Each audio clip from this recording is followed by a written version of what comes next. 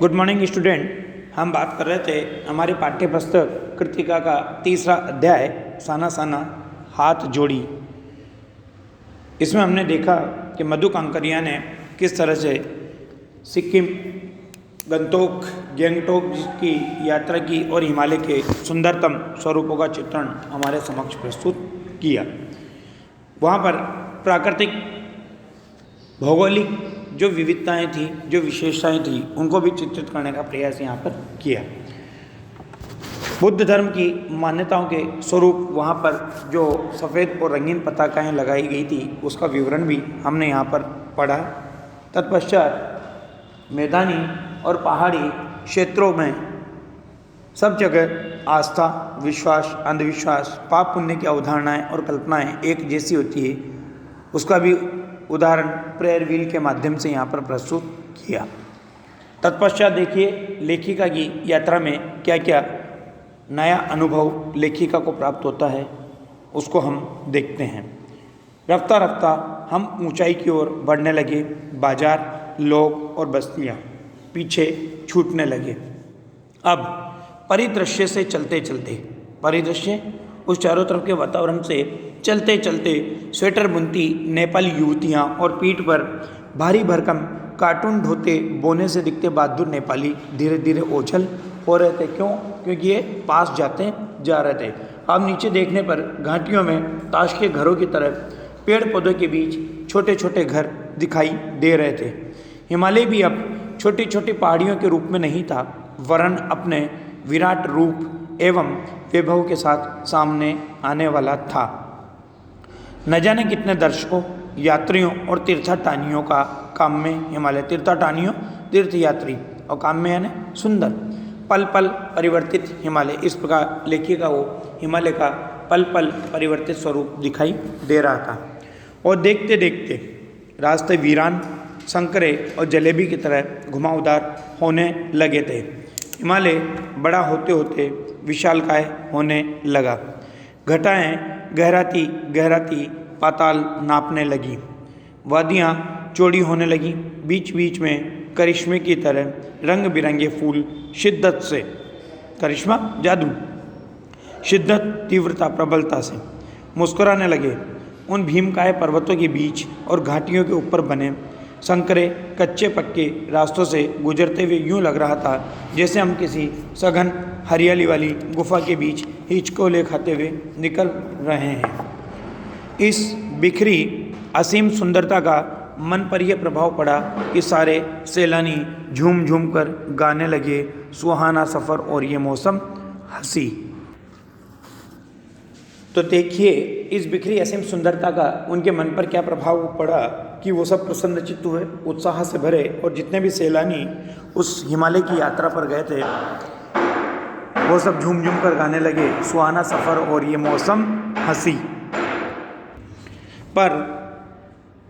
पर लेखिका मौन थी, किसी ऋषि की तरह शांत थी। वो चाहती थी कि इस सारे परिदृश्य को अपने भीतर भर लूँ, मतलब जो खूबसूरती चारों तरफ फैली हुई थी वो उसको अपने मन के भीतर भरना चाहती थी। पर मेरे भीतर कुछ बूंद बूंद पिघलने लगा था। क्या पिघल रहा था? इसका वजूद, इसका अस्तित्व, इसका अहंकार, इसका अभिमान, इसका स्वाभिमान।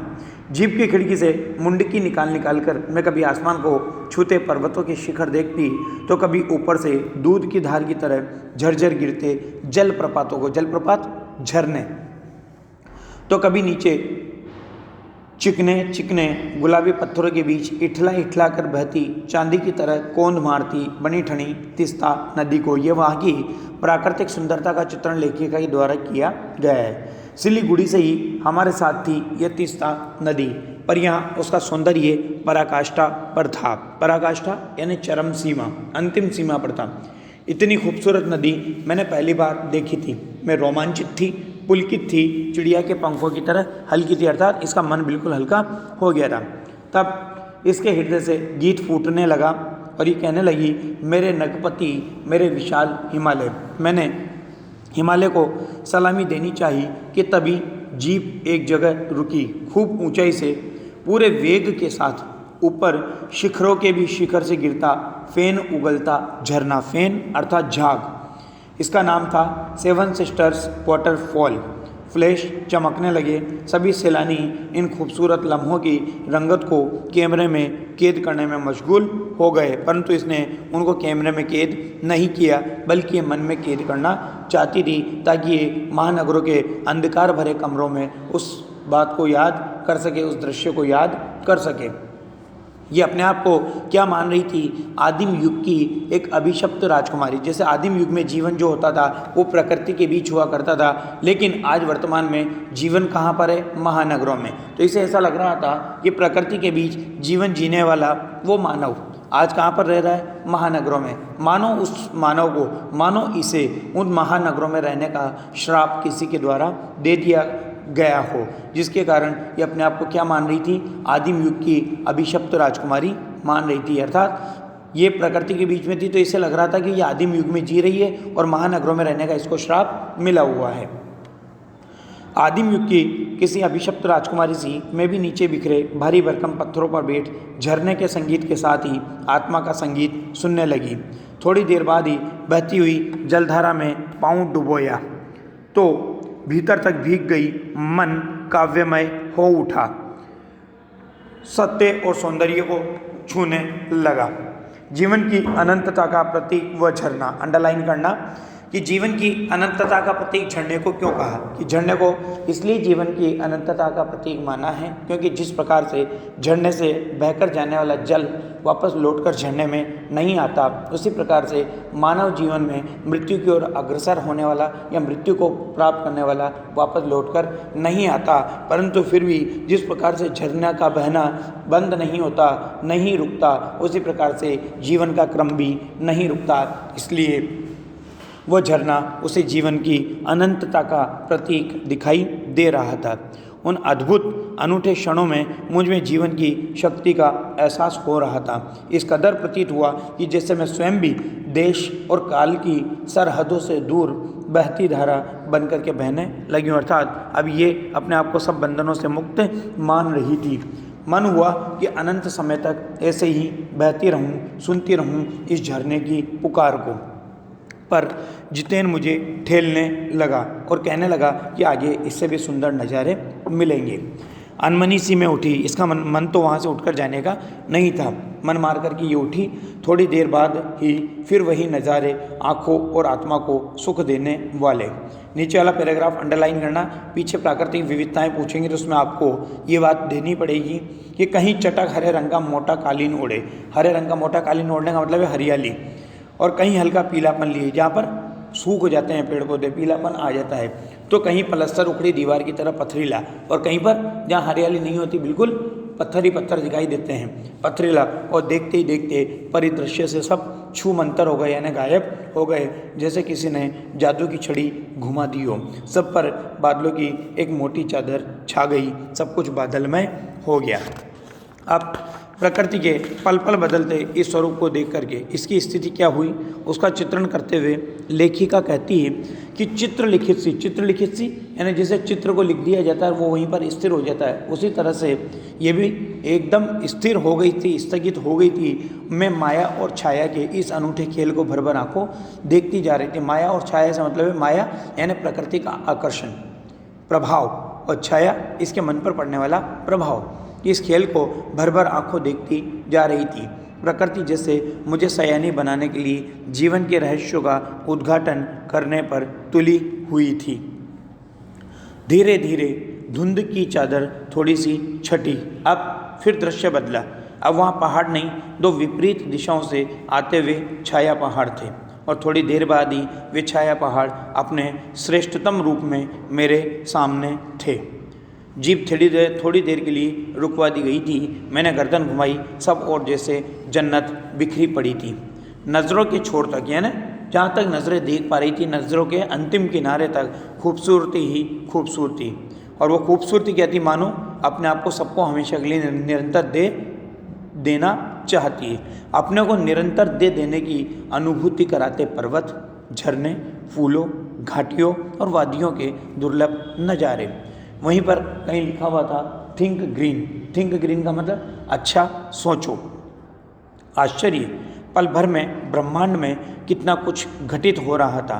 सतत प्रवाहमान झरने, सतत यानी निरंतर, प्रवाहमान यानी बहने वाले, सतत प्रवाहमान झरने, नीचे वेग से बहती हुई तीस्ता नदी, सामने उड़ती धुंध, ऊपर मंडराते हुए आवारा बादल, मध्यम मध्यम हवा में हिलोरे लेते प्रियुता और रोडोडेंड्रोन के फूल, सब अपनी अपनी लय, तान और प्रवाह में बहते हुए चेरवेती चेरवेती। क्या कह रहे हो मानो कि चलते रहो, इससे आगे और अधिक सुंदरता मिलेगी। और समय के इसी सतत प्रवाह में तिनके सा बहता हमारा वजूद, क्योंकि इसे लग रहा था कि अब हमारा अस्तित्व तो कुछ भी नहीं, महानगरों में रहकर के आदमी को यह अहंकार हो जाता है कि वो बहुत बड़ा है, उसका अस्तित्व बहुत बड़ा है, लेकिन प्रकृति की सुंदरता को देखकर उसका अस्तित्व गायब हो गया था।